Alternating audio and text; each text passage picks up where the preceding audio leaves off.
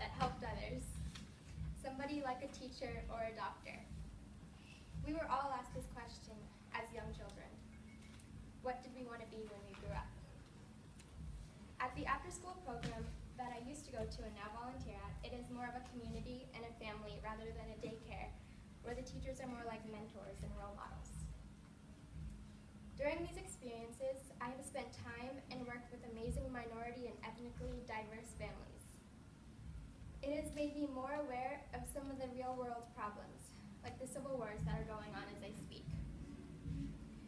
The children I volunteer with have inspired me and empowered me to make a difference in the world. I live with my 3 younger siblings and our mom, who has always done her best to make sure that we have everything that she never had. She has been there for us through thick and thin. She has been there for us to nurse us back to health when we are sick and to give us a shoulder to cry on when we are sad. I remember looking up at her and thinking she was a superhero. She always knew how to make us feel better right away, and I remember wanting to be like her when I grew up. Someone who is not only selfless and kind, but caring with not a single bad bone in her body. I hope the kids can one day look up to me the way I look up to my mom, and that I can be their mentor and their positive role model. This past December, we were informed that my 4-year-old sister needed emergency surgery. She was wheeled into surgery and admitted to the Children's Hospital. When I went to see her in the hospital the next day, she was drowsy and out of it from all the anesthesia and the pain medication.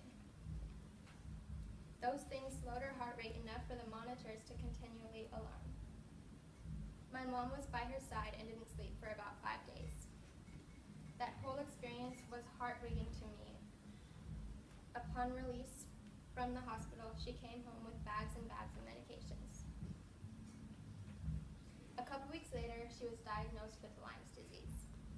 That was the most helpless I have ever felt. Now, can I get a show of hands for anyone who has felt helpless when any of your friends or family members have been sick but couldn't? Now, has anyone had empathy for anyone with limited resources? For example, knowing how many millions of people in the world, including the US, that don't even have clean drinking water? A family member of mine, Rebecca Solnit, wrote a particularly significant book to me, A Paradise Built in Hell. In this book, she explains how real-life experiences prove that people often come together in the event of disaster. I realized that through tragedy and unexpected events, it helps bring people together in times of hardship. This gives me hope that I can help make a difference, one child at a time.